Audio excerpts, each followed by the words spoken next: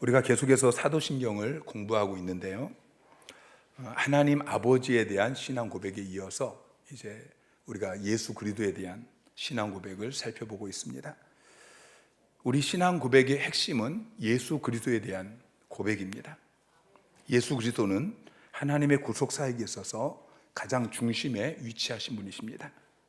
그분에 대한 가르침은 모든 성경의 핵심이고 또 가장 중요한 사실인 것이죠.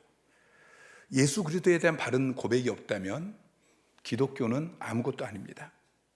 기독교 신앙은 오직 예수 그리스도에게 관심을 둡니다. 예수 그리스도가 누구이신지, 또 예수 그리스도께서 무슨 일을 하셨는지, 예수 그리스도께서 우리에게 무엇을 가능하게 하셨는지, 이런 것에 관심을 두는 것이죠. 그래서 우리는 예수 그리스도에 대해서 우리가 무엇을 믿는지를 확실하게 표현할 수 있어야 합니다. 누가 여러분에게 너는 무엇을 믿니? 라고 물어보면 나는 예수님 믿어, 이렇게 단순하게 대답하는 것으로는 충분하지 않습니다. 사복음서는 우리가 믿는 예수 그리스도가 어떤 분인지를 기록하고 있습니다. 누가복음이 기록될 당시에 주 1세기 예수 그리스도에 대해서 많은 잘못된 소문들이 퍼져 있었습니다. 그 중에는 출처가 분명하지 않은 거짓 복음서들도 있었습니다. 그런 복음서를 보면은 예수 그리스도께서 행하지 않았음에도 불구하고 예수 그리스도께서 이렇게 행하셨고 이렇게 말씀하신 것처럼 그렇게 거짓을 기록하고 있습니다. 그래서 예수 그리스도에 대해서 바르게 알고 바르게 믿고 바르게 고백하게 하기 위해서 사복음서, 마태복음, 마가복음, 누가복음, 요한복음을 기록하게 된 것이죠. 자, 누가복음 1장 1절부터 4절을 보면은 누가가 이 복음서를 기록한 목적을 이렇게 설명하고 있어요. 우리 중에 이루어진 사실에 대하여 처음부터 목격자와 말씀에 일꾼된 자들이 전하여 준 그대로 내력을 저술하려고 붓을 든 사람이 많은지라. 그 모든 일을 근원부터 자세히 미루어 살핀 나도 데빌로 각하에게 차례대로 써보내는 것이 좋은 줄 알았노니 이는 각하가 알고 있는 바를 더 확실하게 하려 함이로다. 우리 중에 이루어진 이 사실, 예수 그리스도의 그 복음에 대한 그 이야기를 그대로 내력을 저술해서 기록하기 위해서 붓을 들었다라고 이야기하고 있어요. 많은 사람들이 있었는데 자기 자신도 자세히 미루어 살피면서 이제 차례대로 써 보내는데 그 이유가 무엇입니까? 각하가 알고 있는 바를 더 확실하게 하려 함이니라. 요한복음 20장 31절에도 보면은 요한이 요한복음을 기록한 목적을 마지막에 이렇게 이야기하고 있어요. 오직 이것을 기록함은 너희로 예수께서 하나님의 아들 그리스도이심을 믿게 하려 함이요. 예수가 하나님의 아들 그리스도이심을 믿게 하기 위해서 복음서를 기록했다라고 이야기하고 있어요. 여러분, 지금도 성경 말고 다른 복음서들이 많이 있습니다. 도마 복음서, 유다 복음서, 그리고 천주교의 외경들이 있고요. 다빈치 코드라는 그런 소설도 있고요. 어떤 사람들이 적은 책들, 또 어떤 사람들이 찍어서 올린 유튜브에 올린 영상들, 또 갑자기 그 신문에 나오는 어떤 뉴스, 또 유명한 박사나 어떤 유명한 사람이 어떤 말을 했을지라도 여러분, 성경 말고 다른 것을 가지고 예수가 이런 분이라고 이야기할 때 여러분 그 말씀을 믿지 마시기 바랍니다. 우리는 오직 성경에서 예수가 어떤 분이시다 이렇게 말한 그것만 믿어야 하는 것입니다. 여러분, 누가 이상한 책이나 이상한 동영상을 여러분에 가져다 주고서 한번 봐라고 이야기하면은 여러분 그거 보지 마세요. 나는 그런 거 관심 없어. 나 그런 거 볼 시간 없어. 여러분, 성경책 볼 시간도 없잖아요. 성경책 볼 시간도 없는데 쓸데없이 그런 소설이나 그런 뉴스나 그런 영상 그거 보지 마시기 바랍니다. 우리가 지난주에 나는 그의 유일하신 아들 우리 주 예수 그리스도를 믿습니다, 이 부분을 같이 공부했습니다. 자, 예수님이 누구시냐라는 신앙 고백이죠. 그분은 그의 유일하신 아들 우리 주 예수 그리스도, 네 가지를 우리가 살펴봤어요.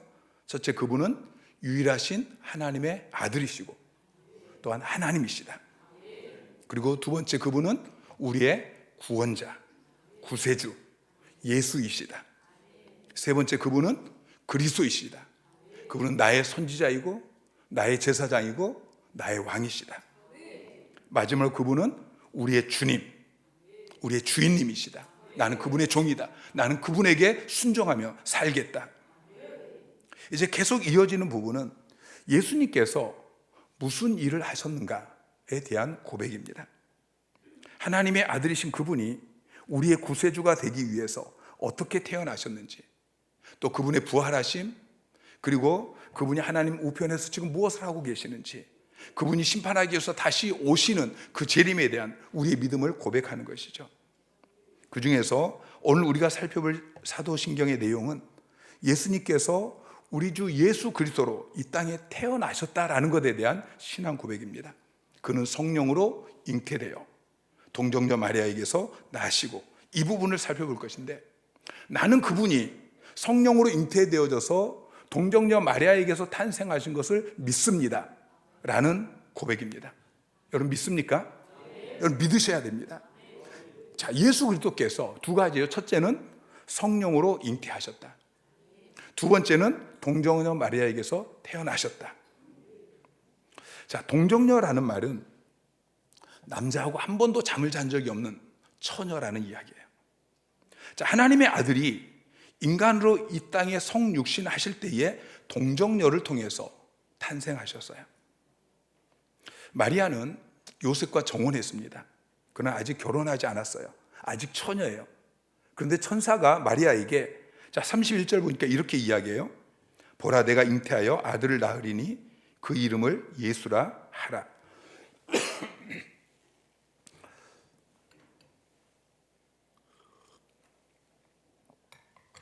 마리아가 그 이야기를 듣고 깜짝 놀라서 34절에 이렇게 고백해요. 나는 남자를 알지 못하니 어찌 이 일이 있으리이까. 35절에 천사가 말하죠. 성령이 내게 임하시고 지극히 높으신 이의 능력이 너를 덮으시리니 이러므로 나실 바 거룩한 이는 하나님의 아들이라 일컬어지리라. 아멘.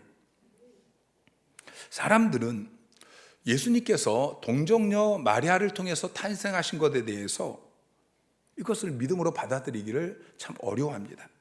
어떻게 처녀가 아이를 낳을 수 있어? 어떻게 남자 없이 여자 혼자서 아이를 낳을 수 있어? 이것은 비상식적이야. 이건 비과학적이야. 그렇게 이야기하죠. 여러분 정말 비과학적일까요? 그렇지 않습니다. 요즘은 과학이 발달했어요. 과학이 발달하니까 하나님 아니고 인간도 남자 없이 처녀가 아이를 낳게 해요. 여자의 몸에 인공수정을 해서 아이를 낳습니다. 아니 체외 인공수정도 가능합니다. 동정녀 탄생 정도가 아니고 이제는 시험관 속에서도 아이가 태어나는 그런 시대가 되었습니다. 자, 과학이 발달하니까 피조물인 인간도 이렇게 하는데, 여러분 천지의 창조주이신 하나님께서, 전능하신 하나님께서 동정녀 마리아가 아들을 낳게 하는 것이, 여러분 이것이 불가능하겠습니까? 이제는 뉴스에서 복제인간을 만들어냈습니다, 이런 기사가 나와도 사람들이 그대로 믿을 것입니다. 그런데 2000년 전에 처녀가 아이를 낳은 것은 믿을 수가 없어요. 왜냐하면 그때는 과학이 발달하지 않았기 때문에. 지금은 과학이 발달해서 뭐 별의별 것도 다 믿을 수 있지만 그때는 과학이 발달하지 않았기 때문에. 여러분 과학을 믿습니까? 아니면 하나님을 믿습니까? 여러분 하나님을 믿으시기 바랍니다. 우리가 첫 번째 고백한 나는 전능하신 아버지 천지의 창조주를 믿습니다. 여러분 이 고백을 한 사람은 동정녀 탄생도 믿을 수 있는 것입니다. 그래서 가장 중요한 이 창세기 1장 1절이 중요한 거예요. 나는 전능하신 아버지 하나님 천지의 창조주를 믿습니다. 여러분 하나님이 전능하신 아버지이시고 온 우주 만물을 무에서 유로 창조하신 분이라는 것을 믿으시기 바랍니다. 그분이 예수 그리스도를 동정녀 마리아를 통해서 태어나게 하신 거예요. 자, 예수님께서 동정녀 마리아를 통해서 태어나신 것이 왜 그렇게 중요하냐? 자, 마리아에게서 태어나셨다는 것은 그분이 마리아라는 인간을 통해서 인간으로 태어나셨다는 거예요. 여러분, 인간이셔야 우리의 구세주가 될 수 있어요. 하나님은 영이십니다. 하나님은 신이십니다. 그래서 우리 죄를 대신해서 죽으실 수 없으셔요. 여러분, 개나 고양이도 우리 죄를 대신해서 죽을 수 없습니다. 그건 아무 의미가 없어요. 조선시대에 매품파리꾼이라는 제도가 있었어요. 내가 죄를 지었는데 매품파리꾼에게 돈을 주면 매품파리꾼이 내 대신 권장을 맡습니다. 그러면 내 죄가 사함을 받는 것입니다. 흥부전에 보면 흥부도 매품파리를 하는 장면이 나옵니다. 자, 내가 죄를 지었어요. 근데 매품파리꾼이 내 대신 권장을 받으면 이제는 나는 죄가 없어요. 내 죄가 사함을 받는 거예요. 자, 예수님께서 매품파리꾼처럼 내 죄를 대신해서 십자가 못 박혀 죽으시고 부활하셨어요. 그래서 내 죄가 이제 사함을 받은 것이죠. 여러분, 개나 고양이가 내 대신 매를 맞는다고 내 죄가 없어지는 것이 아닙니다. 자, 하나님은 영이신데 그 하나님께서 십자가에 못 박히시고 채찍에 맞으시고 창에 찔리시고 고통을 당하시고 죽으시고, 여러분, 이것은 쇼가 되는 것이죠. 여러분, 예수님의 십자가 사건은 쇼가 아닌 것입니다. 예수님의 성육신 사건은 하나님께서 신이신데 영이신데 그분이 인간의 몸을 가면처럼 그렇게 뒤집어 쓰고 그냥 흉내만 내신 것이 아니라는 것입니다. 진짜 인간이 되어서 이 땅에 오셨어요. 인간으로 이 땅에 사셨어요. 여러분, 이 땅에 오신 예수님은 참 하나님이시고 참 사람이십니다. 그 당시 영지주의라는 이단이 있었습니다. 영지주의는 예수님의 성육신을 가현설로 설명을 합니다. 가짜로 보였다는 거예요. 예수님이 성육신 하신 것이 진짜가 아니고 그냥 가짜로 보였다. 여러분, 홀로그램 아시죠? 요즘은 이제 과학이 발달해서 홀로그램, 실제가 아니고 내 눈앞에 어떤 그 형상이 홀로그램으로 나타나는데, 자, 예수님께서 사람들에게 보이기는 하셨지만 실제로는 육체가 없으신 완전한 하나님이실 뿐이다 라고 주장하는 것입니다. 이것은 예수님의 인간이심을 부인하는 것입니다. 그러면 십자가 사건은 그냥 쇼가 되는 것이죠. 실제로 내 죄를 담당하신 것이 아닙니다. 여러분, 예수님은 진짜 인간이 되어서 우리 가운데 오셨습니다. 우리와 똑같이 여인의 몸을 통해서 태어나셨습니다. 매일 밥을 먹고 물을 마시고 화장실도 가셨습니다. 어릴 때는 친구들하고 뛰놀면서 넘어져서 무릎을 다치기도 하셨을 것입니다. 아버지 목수인 요셉에게 이 목수의 일을 배우다가 망치로 손가락을 찢는 그런 일도 있었을 것입니다. 예수님은 진짜 인간으로서 배고픔이 무엇이고 목마름이 무엇이고 아프다는 것이 어떤 느낌인지 직접 다 체험해 보셨습니다. 여러분, 인간이셔야 우리 인간의 죄를 대신 담당하시고 우리의 구원자가 되실 수 있는 것입니다. 히브리서 4장 15절 말씀 시작. 우리에게 있는 대제사장은 우리의 연약함을 동정하지 못하실 리가 아니요 모든 일에 우리와 똑같이 시험을 받으신 이로되 죄는 없으시니라. 아멘.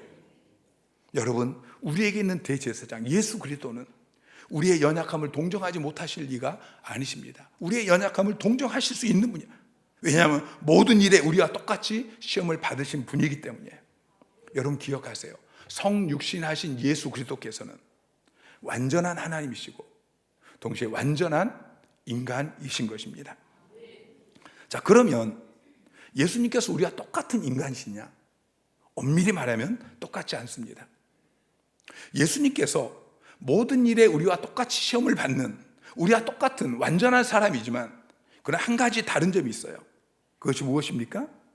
자, 히브리서 4장 15절 다시 한번 보면은 모든 일에 우리와 똑같이 시험을 받으신 이로되, 한 가지 뭐가 달라요? 죄가 없다고 이야기하고 있어요. 이게 중요한 거예요.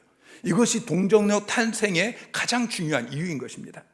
자, 예수님께서 그냥 마리아에게서 태어났다면 우리와 똑같은 죄인으로 태어났을 것입니다. 우리 인간은 다 죄인입니다. 로마서 3장 23절에 보면은 모든 사람이 죄를 범하였음에 하나님의 영광이 이르지 못하더니, 그런데 예수님은 우리의 죄의 문제를 해결하기 위해서 이 땅에 오셨어요. 우리의 죄를 대신 담당하시기 위해서 오신 거예요. 그러니까 죄가 있으면 우리의 죄를 대신 담당할 수가 없는 거예요. 자, 감옥에 사형수가 2명이 있어요. 근데 한 사형수가 내가 저 사형수 대신, 저 사형수의 죄를 대신 담당하겠습니다. 여러분, 이게 말이 됩니까? 안 됩니까? 그건 말이 될 수가 없는 거예요. 자, 문제는 모든 사람들이 태어날 때부터 원죄를 가지고 태어난다는 거예요. 다윗은 이렇게 고백합니다. 시편 51편 5절에 내가 죄악 중에서 출생하였으며 어머니가 죄 중에서 나를 잉태하였나이다. 자, 인류의 조상인 아담이 에덴 동산에서 선악과를 따먹었어요. 죄를 지었죠. 그런데 이것이 아담 혼자 죄를 지은 것이 아니고 전 인류의 대표로서 죄를 지었기 때문에 아담이 죄를 지은 그때부터 온 인류는 죄인이 되어진 거예요. 그래서 다윗이 고백하는 거예요. 내가 태어날 때부터 죄악 중에서 출생했다. 나는 태어나서 내가 죄를 지어서 죄인이 된 것이 아니고 나는 죄인으로 태어났다. 여러분, 남자의 후손은 다 태어나면서부터 죄인인 것입니다. 예수님도 남자의 후손으로 태어나면 원죄를 가진 죄인으로 태어나게 되어지고, 그러면 우리의 죄를 대신 담당할 수 있어요? 없어요? 없는 것입니다. 그래서 예수님께서 남자의 후손으로 태어나지 않으셨어요. 남자와 전혀 상관이 없는 동정녀의 몸에서 태어나신 것입니다. 하나님께서는 에덴 동산에서 아담이 범죄했을 때에 아담에게 선악과를 먹게 한, 아담을 꿰어서 죄를 짓게 한 그 뱀에게, 사단에게 이렇게 이야기합니다. 창세기 3장 15절에 보면은 여자의 후손이 너의 머리를, 뱀의 머리를 상하게 할 것이다. 앞으로 여자의 후손이 태어나서, 그 여자의 후손이 누구예요? 예수 그리스도이시죠. 예수 그리스도가 너의 머리를, 사단의 머리를 밟아 깨트릴 것이다. 여러분, 성경을 보세요. 성경을 보면은 다 남자의 후손이에요. 창세기 5장에 처음 이제 족보가 나오는데요. 창세기 5장 4절부터 보면은 아담은 셋을 낳은 후 800년을 지내며 자녀를 낳았으며, 6절에 셋은 105세에 에노스를 낳았고, 9절에 에노스는 90세에 게난을 낳았고, 12절에 게난은 70세에 마할랄레를 낳았고. 자, 계속해서 아담이, 셋이, 에노스가, 게난이 계속 낳죠. 이 사람들은 다 남자예요. 여자가 아니에요. 자, 남자가 낳고, 남자가 낳고, 남자가 낳고, 계속해서 남자가 낳아요. 명심보감을 보면은 아버지 날 낳으시고 어머니 날 기르시니. 여러분, 맞죠? 아버지가 정자를 통해서 나를 낳으시고 어머니 몸에서 어머니가 나를 기르신 거예요. 자, 무슨 이야기냐?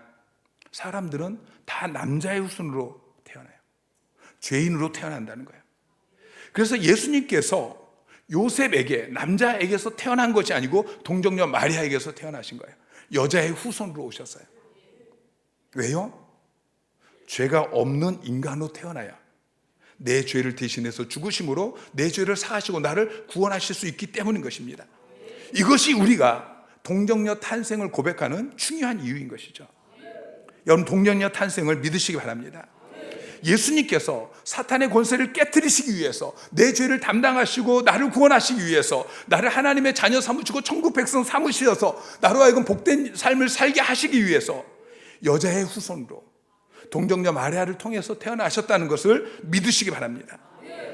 그분은 유일하신 하나님의 아들이신데, 참 하나님이신데 나 같은 죄인을 살리기 위해서 인간이 되신 것입니다. 그분은 우리와 똑같은 인간의 몸을 입고 우리와 똑같이 시험을 당하셨습니다. 그래서 그분은 여러분의 고통, 슬픔, 눈물 다 아시고 다 이해하십니다. 여러분이 힘들고 지쳐서 주님 앞에 나와서 무릎을 꿇고 정말 눈물 흘리며 안타까운 마음으로 주여 그렇게 부를 때 주님께서 여러분에게 말씀하십니다. 내가 안다. 내가 너의 마음을 안다. 나도 겪어봤다. 너의 그 심정을 내가 알고 있다. 여러분, 성령으로 잉태되어 동정녀 마리아를 통해서 태어나신 예수 그리스도를 찬양하시기 바랍니다. 여자의 후손으로 오셔서 사탄의 권세를 깨뜨리시고 십자가에서 승리하신 그 예수 그리스도를 믿고 의지하고 그리고 찬양하시기를 주님의 이름으로 축원합니다.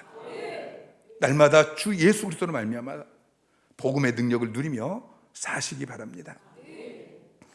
자, 동정녀 마리아 이야기를 하면서 천주교 이야기를 빼놓을 수가 없어요. 여러분, 천주교에서는 예수가 아니고 마리아가 여자의 후손이라고 이야기합니다. 그래서 성당 앞에 보면은 마리아 동상이 있는데요, 마리아 동상에 보면은 마리아가 뱀의 머리를 밟고 있습니다. 여러분, 마리아는 여자의 후손이 아닙니다. 어떻게 마리아가 뱀의 머리를 밟을 수 있습니까? 어떻게 마리아가 사탄의 머리를 깨트릴 수 있습니까? 여러분, 마리아는 우리의 구원자가 아닙니다. 예수 그리스도만이 우리의 유일한 구원자이십니다. 천주교에서는 마리아가 예수님을 낳은 이후에도 영원히 처녀였다라고 주장합니다. 그러나 성경은 예수님에게 동생들이 있다라고 기록하고 있습니다. 마가복음 3장 31절에 보면은 그때에 예수의 어머니와 동생들이 와서, 자, 예수의 동생들에 대해서 이야기해요. 마가복음 6장 3절에도 보면은 이 사람이 마리아의 아들 목수가 아니냐, 야고보와 요셉과 유다와 시몬의 형제가 아니냐라고 이야기하죠. 여러분, 예수님에게는 동생이 있었어요. 그러니까 마리아가 예수님 말고도 그 뒤에 요셉과 결혼을 하고 아이를 낳았다는 것이죠. 천주교에는 무염시태라는 교리가 있습니다. 마리아가 원죄가 없이 태어났대요. 여러분, 마리아는 원죄 없이 태어나지 않았어요. 여자의 후손 예수 그리스도가 원죄 없이 태어나신 것이죠. 그들은 예수님께서 인류를 구원하는 그 구속사에게 마리아가 협력했다라고 이야기해요. 또 마리아가 죽는 순간 바로 승천했고 지금도 저 천국에서 구원 사역을 계속하고 있다라고 이야기합니다. 이건 잘못된 이야기예요. 모든 사람은 죽으면 바로 천국 가는 게 아니에요. 아브라함의 품에 쉬고 있다가 주님이 재림하시면 그때 함께 천국에 올라가게 되어지는 거예요. 그들은 마리아를 하나님의 어머니라고 믿습니다. 여러분, 마리아는 하나님의 어머니가 아니에요. 하나님의 교회라는 이단이 어머니 하나님을 믿죠. 여러분, 그것처럼 여러분, 천주교에서 가르치는 모든 교리들은 잘못된 교리예요. 여러분, 마리아는 하나님이 아니십니다. 마리아는 유일하신 하나님의 아들도 아닙니다. 마리아가 하나님의 뜻에 순종해서 예수 그리스도를 잉태하는 참 위대한 여인이지만, 그러나 마리아는 우리와 똑같은 인간일 뿐인 것이죠. 35절에 천사가 마리아에게 이야기합니다. 나실 바 거룩한 이는 하나님의 아들이다. 자, 천사가 지금 마리아에게 하는 이야기예요. 나실 바 거룩한 이는, 너를 통해서 태어나실 예수 그리스도가 거룩한 하나님의 아들이시다. 마리아가 죄가 없고 마리아가 거룩하다는 이야기가 아니에요. 마리아를 통해서 태어날 하나님의 아들이 거룩하다고 말씀하고 있는 것이죠. 하나님께서 예수 그리스도를 죄 없이 거룩하게 태어나게 하시려고 성령으로 잉태하게 하신 것입니다. 여러분, 천주교도, 여러분 주위에 천주교 다니시는 분 있죠? 천주교도 하나님 믿고 예수님 믿고, 근데 우리하고 조금 다를 뿐이지, 그들도 구원 받을 거야, 그들도 천국 가면은 같이 만나게 될 거야. 아닙니다. 전혀 그렇지 않습니다. 여러분, 신천지도 하나님 믿습니다. 신천지도 예수님 믿습니다. 천주교 믿어도 구원 받느냐, 이 이야기는 신천지 믿어도 구원 받느냐, 이거가 똑같은 이야기입니다. 여러분, 편협한 것 같지만 우리는 신앙의 울타리를 확실하게 그어야 합니다. 우리가 믿는 이 사도신경, 이 외에 다르게 고백하는 것은 그 안에 구원이 없다. 우리는 거기에 절대 동조하지 않아야 됩니다. 하나님의 아들이 동정녀 마리아를 통해서 이 땅에 태어나는 일은 일반적으로 일어날 수 있는 일이 아닙니다. 그래서 그분은 성령으로 잉태되었습니다. 성령으로 잉태되었다는 것은 인간의 능력이 아닌, 남편 요셉의 능력이 아닌 하나님의 초자연적인 능력으로 마리아가 예수 그리스도를 낳았다는 것이죠. 여러분, 거듭나셨습니까? 자, 우리가 거듭날 때, 우리의 영혼이 하나님의 자녀로 태어날 때, 여러분 어떻게 태어났습니까? 요한복음 1장 13절에 보면은 이는 혈통으로나 육정으로나 사람의 뜻으로 나지 아니하고 오직 하나님으로부터 난 자들이니라. 자, 하나님께로부터 났다라고 이야기하고 있어요. 요한복음 3장 5절에는 예수님께서 말씀하십니다. 진실로 진실로 내게 이르노니 사람이 물과 성령으로 나지 아니하면 하나님 나라에 들어갈 수 없느니라. 자, 우리가 거듭날 때 어떻게 태어났어요? 성령으로 말미암아 우리가 거듭난 거예요. 우리의 육신은 부모를 통해서 태어났지만 우리의 영혼이 태어날 때는 성령님을 통해서 하나님의 자녀로 태어나게 되어진 것입니다. 자, 35절에 천사가 대답하여 이르되 성령이 내게 임하고 지극히 높으신 이의 능력이 너를 덮으시리니 이러므로 나실 바 거룩한 이는 하나님의 아들이라.